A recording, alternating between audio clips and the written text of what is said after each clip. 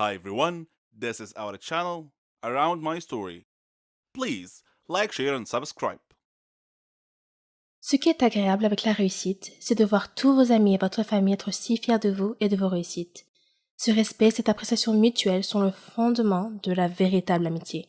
Mon histoire parle de succès et d'amitié et aussi quand deux amis deviennent incompatibles et ne vont plus de pair. Je m'appelle Chérie et j'ai 21 ans. J'avais une amie qui s'appelait Margot. Elle n'était pas seulement mon amie, elle était ma meilleure amie, ma sœur. Elle était tout pour moi. Nous étions semblables à bien des égards, même dans nos passe-temps et nos rêves. Après la mort de mon père, maman et moi avons déménagé dans le quartier de Margot, car sa mère était la meilleure amie de ma mère. Je n'avais que 3 ans à l'époque, alors Margot et moi avons pratiquement grandi ensemble. À l'école, nous partagions les mêmes classes, étudions ensemble et faisions même équipe dans les labos. Elle et moi rêvions toutes deux de devenir pharmaciennes. J'ai eu du mal au lycée, mais je m'en suis sortie grâce au soutien et aux encouragements de Margot. Je n'avais pas autant de liberté et d'indépendance qu'elle, car ma mère me surprotégeait. C'est à ce moment-là que mon histoire a vraiment commencé. Lorsque j'ai décidé de m'inscrire à la faculté de pharmacie, Margot m'a demandé pourquoi j'avais choisi cette spécialité. Je lui ai répondu que mon père était mort d'une maladie maligne, incurable, et que mon rêve était de trouver un remède à cette maladie pour sauver des vies. J'ai étudié dur et je me suis inscrite avec succès à la faculté de pharmacie. Margot était très heureuse pour moi et elle m'a promis de rester concentrée sur la découverte du remède contre la maladie mortelle que je cherchais si passionnément. Je lui ai demandé de rester à mes côtés à tout instant, ce qu'elle a fait avec plaisir. La faculté de pharmacie se trouvait à l'étranger, donc hors de mon pays. Je serais indépendante et libérée du contrôle étouffant de ma mère. Franchement, j'avais hâte d'y être. Margot et moi avons trouvé un endroit où loger près de la faculté, dans une auberge de jeunesse avec un groupe de filles de différents pays. Contrairement à moi, Margot a pu facilement se lier d'amitié avec elle. Nos études n'ont pas été faciles au début, mais nous avons travaillé dur et nous nous sommes débrouillés. J'étais tellement excitée de me plonger dans mes recherches et d'en apprendre le plus possible. J'interrogeais constamment les instructeurs et les médecins pour élargir mes connaissances. C'était mes débuts, et Margot est restée à mes côtés tout ce temps. Finalement, nous avons été diplômés de la faculté et avons entamé nos carrières. J'ai commencé dans une entreprise pharmaceutique et elle dans une autre. Nous étions maintenant des concurrentes en quelque sorte. Pour préparer mes recherches privées, j'ai loué un appartement près de mon entreprise. Margot a fait de même près de son entreprise. Elle me demandait toujours comment se passaient mes recherches. Elle savait que j'essayais de développer un antibiotique pour guérir la maladie mortelle de papa. Mais ce n'était pas facile, car le système immunitaire de l'organisme attaquait l'antibiotique et le détruisait avant qu'il ne puisse détruire les cellules malades. Je devais découvrir une substance neutre que le système immunitaire n'attaquerait pas, afin que le médicament puisse pénétrer dans l'organisme suffisamment loin pour trouver et détruire les cellules malades par des interactions chimiques. Mon premier travail de recherche a été rejeté, mais j'ai continué à essayer, et à chaque tentative, je découvrais quelque chose de nouveau. À cette époque, Margot était également occupée par son travail. Un jour, elle m'a appelée. Elle pleurait parce qu'elle avait été renvoyée de son travail. Il l'accusait d'avoir volé une étude importante. Je lui ai dit qu'elle était tellement compétente dans son travail qu'elle ne devait pas être triste, mais plutôt essayer de trouver un emploi dans mon entreprise. Je lui ai dit que je la recommanderais à mon directeur. Elle m'a serré dans ses bras et m'a beaucoup remercié en disant « Tu es vraiment la meilleure amie du monde, chérie !» Le lendemain, j'ai parlé de Margot à mon directeur et lui ai dit qu'elle cherchait un emploi et qu'elle attendait dehors. Il lui a fait passer un entretien et lui a donné un emploi. J'étais tellement heureuse qu'elle et moi travaillions dans la même entreprise. Margot a continué à me poser des questions sur mes recherches et je lui donnais des nouvelles de temps en temps. J'hésitais à lui en dire trop, mais après tout, c'était ma meilleure amie. Alors, je l'ai invitée chez moi pour lui parler de mes recherches. Margot n'était pas aussi heureuse que je le pensais d'entendre parler de mes progrès, mais je me suis dit que c'était à cause de son récent licenciement. Mes recherches personnelles prenaient tout mon temps. Elles étaient même plus importantes que mon travail. Un jour, lorsque je me suis présentée au travail, mon responsable m'a dit qu'il n'avait plus besoin de moi et que j'étais licenciée, virée. J'étais choquée et j'ai demandé pourquoi. Il m'a répondu que je passais trop de temps à la maison à faire mes recherches personnelles et trop peu de temps au travail. Il m'a dit qu'il avait envoyé plusieurs lettres à mon domicile me demandant de revenir travailler et que je ne lui avais pas répondu et que je n'étais pas revenue au travail. Il m'a dit que ma colocataire, Margot, avait reçu les lettres en mon nom et avait promis de les remettre. J'étais choquée. Je lui ai dit qu'elle ne m'avait jamais rien dit. De retour à la maison, j'ai confronté Margot et lui ai demandé pourquoi elle ne m'avait pas remis les lettres de mon patron comme elle l'avait promis. Elle s'est excusée et a dit qu'elle avait reçu les lettres, mais qu'elle était si occupée qu'elle les avait mises de côté et oubliées. Je lui ai pardonné, mais j'ai eu l'impression qu'elle n'était pas tout à fait honnête avec moi. J'ai mis l'affaire de côté et lui ai dit que le fait d'être licenciée me permettrait simplement de libérer du temps et d'en consacrer davantage à mes recherches personnelles. Quelques jours plus tard, Margot m'a appelé pour me demander de venir faire la fête avec elle, et je lui ai demandé de quoi il s'agissait. Elle m'a dit qu'elle avait obtenu une promotion et pris ma place au travail, mon ancien emploi. J'étais heureuse pour elle, mais en même temps, je sentais que quelque chose clochait dans cette histoire. Et ce sentiment semblait s'amplifier. Le temps s'est écoulé et mes expériences ont finalement été couronnées de succès. J'avais réussi à trouver le médicament qui pouvait détruire les cellules malades. J'étais aux anges. Papa aurait été si fier de moi. J'ai appelé Margot et lui ai parlé de ma découverte.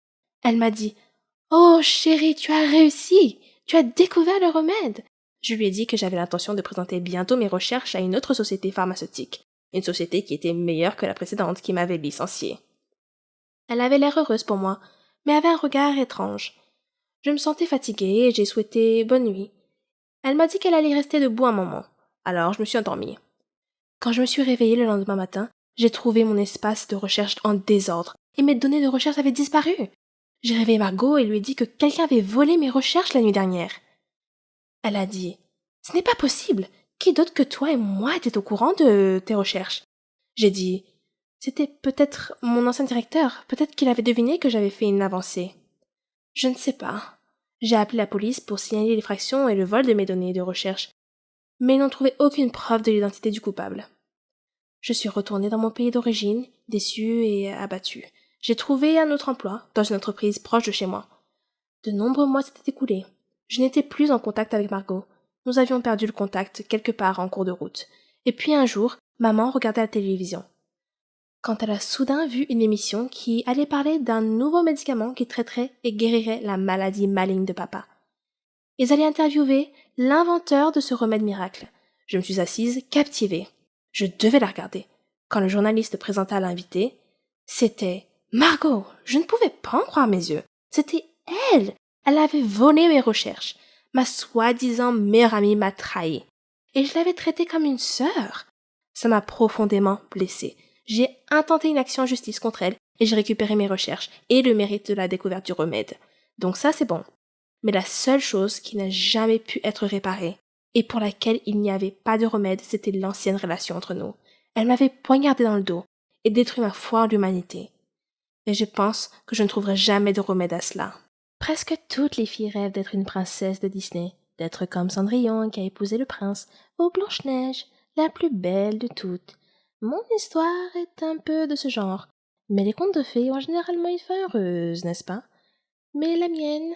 Eh bien, je vous laisse en juger par vous-même. Je m'appelle Rona, et j'ai 17 ans. Je vis avec mes parents et ma sœur Célina. À l'école, j'étais comme une princesse. J'adorais tous mes amis. Et ils m'adoraient. J'excellais dans tout. J'étais la meilleure chanteuse de l'école, j'étais très sportive, et je pratiquais tous les sports. Mon seul défaut était mes cheveux, qui étaient trop frisés et trop moches à mon goût. Je pense que le coiffeur les a appelés bouclés, juste pour réconforter les gens comme moi. Mais frisé n'est pas bouclé. Pas dans mon agenda. J'admets que les cheveux frisés peuvent être attrayants sur certaines personnes, mais le look le plus ravissant pour moi, ce sont les cheveux longs et lisses. De beaux cheveux raides peuvent rendre n'importe quelle fille belle, même si elle n'a pas de beaux traits. Oh, comme j'enviais certaines filles de mon école avec leurs cheveux longs et soyeux. Bien sûr, ma princesse Disney préférée était Réponse. Je rêvais toujours d'être elle. À mon avis, c'était la plus belle princesse de l'univers Disney. Les souffrances qu'elle a endurées et le fait d'avoir finalement obtenu ce qu'elle méritait, sans parler de sa chevelure dorée et soyeuse, bien sûr. La façon dont elle brillait au soleil. Qu'est-ce que je ne donnerais pas pour avoir des cheveux comme ça? J'ai tout essayé pour améliorer mes cheveux. Je les ai shampouinés, mais ils gonflaient comme la fourrure d'un chien poméranien, si vous en avez déjà vu un. J'ai utilisé la crème lissante pour cheveux, mais ils ressemblaient alors à une route pavée avec de la mélasse répandue dessus. J'ai essayé des appareils électriques, mais ils n'ont pas aidé non plus. Ne vous moquez pas de moi. C'est la vérité. Chaque jour, je rêvais d'avoir des cheveux lisses. Puis, un jour, J'ai vu une publicité alors que je discutais avec mes amis. Elle mentionnait un centre de recherche en sciences de la beauté et indiquait que des scientifiques avaient mis au point un nouveau produit capable de transformer en quelques minutes n'importe quel cheveu, qu'il soit bouclé ou frisé, en cheveux lisses et soyeux. Le centre avait besoin de volontaires pour tester le produit devant un public. Je me suis dit, waouh, mon rêve pourrait bien se réaliser et je pourrais aussi devenir célèbre. J'ai immédiatement envoyé ma candidature. J'ai été sélectionnée parmi 3 autres filles. J'étais un peu inquiète parce que l'expérience m'avait appris que les choses ne se passent jamais comme on l'avait prévu. Mais je me suis consolée. C'était un produit simple. Qu'est-ce qui pourrait mal se passer?